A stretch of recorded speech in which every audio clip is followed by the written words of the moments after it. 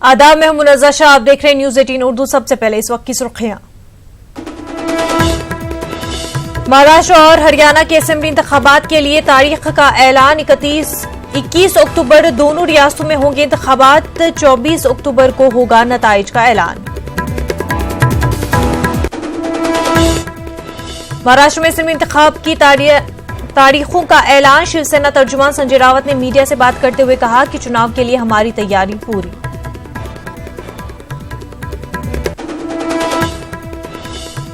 किसानों और ज़रई मजदूरों को दरपेश मसाइल को लेकर मगरबी उत्तर प्रदेश के किसान दिल्ली कर गए हैं कूच।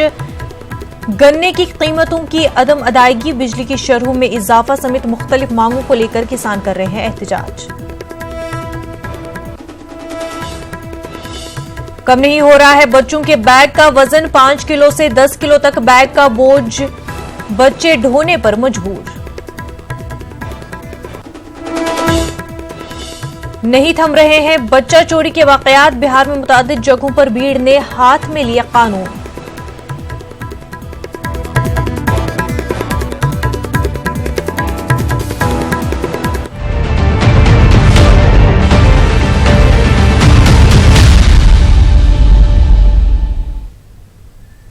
महाराष्ट्र और हरियाणा असेंबली इंतखाबात की तारीखों का ऐलान इलेक्शन कमीशन ने आज कर दिया है। दोनों रियासतों में इलेक्शन का नोटिफिकेशन 27 सितंबर को जारी होगा। 21 अक्टूबर को एक ही मरहले में दोनों रियासतों में इंतखाबात कराए जाएंगे और 24 अक्टूबर को नताइज का ऐलान होगा। इलेक्शन कमीशन ने प्रेस कॉन्फ्रेंस में तमाम सियासी पार्टियों को शफाफ इलेक्शन की यकीन दहानी कराई है।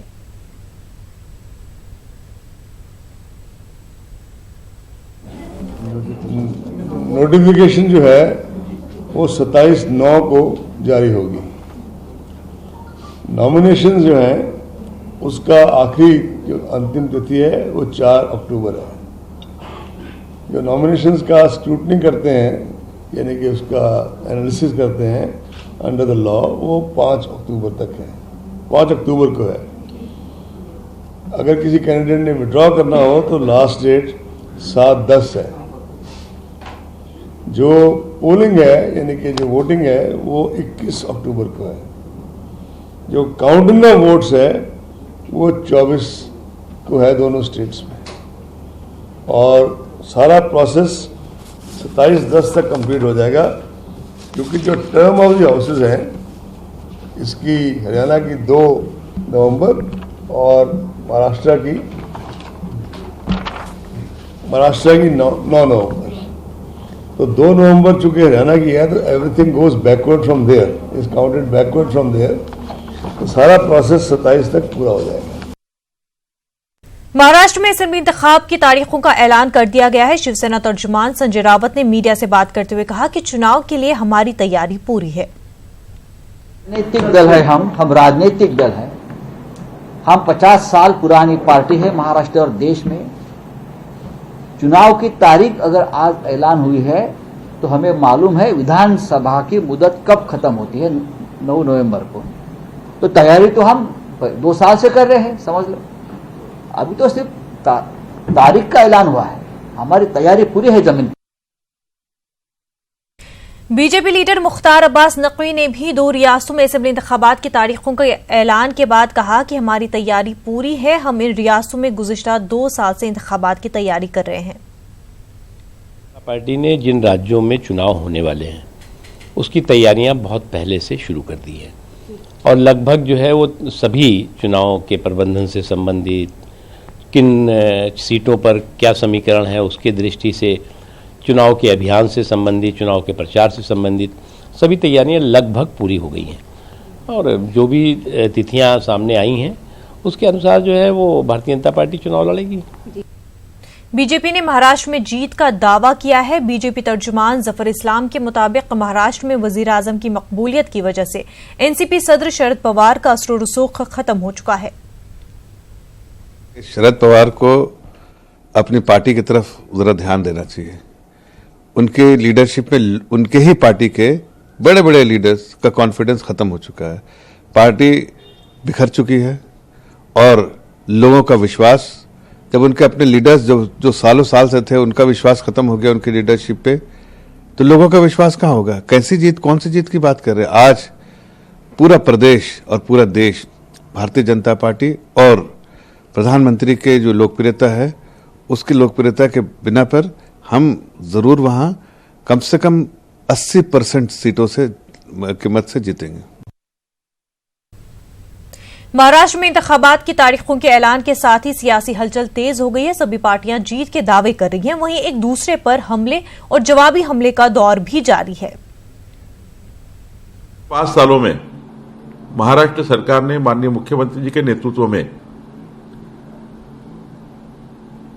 इस राज्य को जिस प्रकार से ऊंचाई दी है, पिछले 40 सालों के जो काम थे वो 5 साल में करने का प्रयास किया है। जनता समाधानी है। महाजनादेश यात्रा में माननीय मुख्यमंत्री जी का जिस प्रकार से स्वागत पूरे गांवों में, शहरों में हुआ, बहुत जोरों से जीत होगी। हम तो तैयार है ही। सवाल यह है कि अभी सत्ता का उपयोग करके इन्होंने जो तैयारी की, सरकार के पैसे से जाहिरात भी करना, एडवर्टाइजमेंट करना, सरकारी पैसे से रथ यात्रा निकालना, तो इसको तैयारी नहीं कहते। खुद में कितना दम है तो उसमें तैयारी करो, वो हम करते हैं, हमने किया है। कांग्रेस पक्ष हमेशा चुनाव के लिए तैयार रहता है, आह्वान के लिए भी तैयार रहता है, और मुझे लगता है कि हम कांग्रेस और राष्ट्रवादी दोनों पक्ष मिलकर हमने तैयारी पूरी कर चुके। हमारा एजेंडा तैयार हो चुका है, हमारा मैनिफेस्टो तैयार हो चुका है, और हम पब्लिक में जाने के लिए प्रोग्राम की तैयारी भी कर रहे हैं। महाराष्ट्र की जनता तैयार है, क्योंकि महाराष्ट्र हमेशा आंबेडकर शाहू फुले विचारधारा का रहा है। फडणवीस सरकार ने जिस तरह से 5 साल में लड़ाइयाँ करवाई है, मराठों के आरक्षण के लिए 5 साल उनको रास्ते पे घुमाया, उनकी महिलाओं को घुमाया, वो लोग भूले नहीं है। महाराष्ट्र के विकास में फडणवीस सरकार का कोई भी जो सपना लोगों को दिखाया था, उस आधार पर महाराष्ट्र का डेवलपमेंट नहीं हुआ। महाराष्ट्र उल्टा 5 लाख करोड़ के कर्जे में लाके रखने का काम फडणवीस ने किया। ठीक समय पर अपने चुनाव के कार्यकाल को ये महाराष्ट्र सामने जा रहा है। माननीय मुख्यमंत्री देवेंद्र फडणवीस के नेतृत्व में इस महाराष्ट्र की सरकार ने जो भी विधायक काम किए, विकासात्मक काम किए, रचनात्मक काम किए हैं, उन सब के आधार पर हम विकास का एजेंडा लेकर जनता के बीच में जाएंगे। और इसी दृष्टि से हमारे मुख्यमंत्री जी, हमारे लाडले ऐतिहासिक मुख्यमंत्री जी, जिन्होंने अनेक वर्षों के सवाल जो महाराष्ट्र में सुलझ रहे थे, महाराष्ट्र के नेताओं से सुलझ नहीं रहे थे, अपने कार्यकाल में उन्होंने सुलझाए। जमात इस्लामी की तलबा तंजीम SIO ने आज से महाराष्ट्र में मुहिम की शुरुआत की है। 10 रोजा मुहिम को एक खुदा एक इंसानी कुंबे का नाम दिया गया है। इस मुहिम का मकसद समाज में इंसानियत के पैगाम को फरोग देना है। ये मुहिम महाराष्ट्र के कोंकण, मगरबी महाराष्ट्र और मराठवाड़ा के 20 अजला में चलाई जाएगी। SIO के मुताबिक समाज में कौमी यकजहती को फरोग देना वक्त की अहम जरूरत है। इस मुहिम के जरिए ज्यादा से ज्यादा तलबा से राब्ता कायम किया जाएगा। महाराष्ट्र प्रदेश कांग्रेस उमूर के इंचार्ज और party general secretary doctor Mallikarjun खड़गे असेंबली इंतखाबात में जीत का दावा कर रहे हैं। MIM BVA MNS को अपने लिए कोई खतरा महसूस नहीं कर रहे हैं। खड़गे का कहना है कि कांग्रेस NCP की अपनी आइडियोलॉजी है जिस पर इत्तेहाद मैदान में उतरेगा। गुलबर्गा में हमारे नुमाइंदे जवाद मीर ने खास बातचीत की मल्लिकार्जुन खड़गे से। जी आपका सर, किस तरह से देख रहे हैं महाराष्ट्र में इलेक्शन सर पर है, बीजेपी और एनडीए जो है ज्यादा जोर लगा रहे, कांग्रेस के पास अभी कुछ एक्शन प्लान नजर नहीं आ रहा है, तो क्या मुद्दों के साथ कांग्रेस इस इलेक्शन में उतर रही है? देखिए, आप लोग झूठे इंफॉर्मेशन बहुत ले रहे हैं। देखिए, ऑलरेडी हम जो 125 सीट फाइनल कर ली है। हमारे जो 125 सीट है उसमें से हम 10 सीट 15 सीट इसलिए रुके हैं कि इलेक्शन अनाउंस होने के बाद क्या उसका इम्पैक्ट होगा और वो कौन कैंडिडेट फिट होगा और उनके कौन से लोग हैं, वैसे 30 छोड़ के अब तो हम 100 के ऊपर फाइनलाइज करें। आज मैं भेज रहा हूं, आज या कल में वो डिक्लेयर हो जाएगा कि कम से कम 50 सीट, 49 सीट्स, तो फर्स्ट फेज में हम डिक्लेयर कर रहे हैं। सेकेंड फेज में और एक 4-6 दिन छोड़ के वो भी सेकेंड फेज में भी करेंगे। थर्ड फेज में हम इसलिए थोड़ा वेट कर रहे हैं, कॉम्बिनेशन क्या, कौन किधर जाएगा, कौन सा कैंडिडेट अगर वहां आया तो हम किसको डाला, ये इसका हमारा चल रहा है। हम पूरा रेडी है, कल ही पूरे कैंडिडेट के नाम एक कर सकते हैं। और आज भी हमारे लोग बॉम्बे में एनसीपी के साथ बैठे, जो छोटे मोटे डिफरेंसेस है और उसको हम एक बैठ के सॉल्व करने की कोशिश कर रहे हैं। जैसा एसपी है, सोशलिस्ट पार्टी हमारे साथ आना चाहता है, उसके लिए चंद सीट छोड़ना, तो उसके बाद ये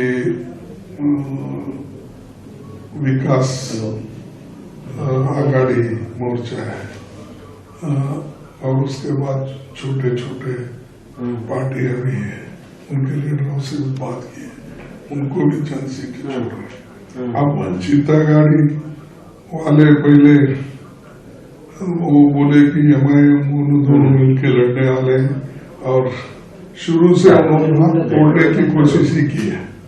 हमने कांग्रेस को 144 सीट छोड़ा है, और आप हमारे साथ आओ और एनसीपी को छोड़ो।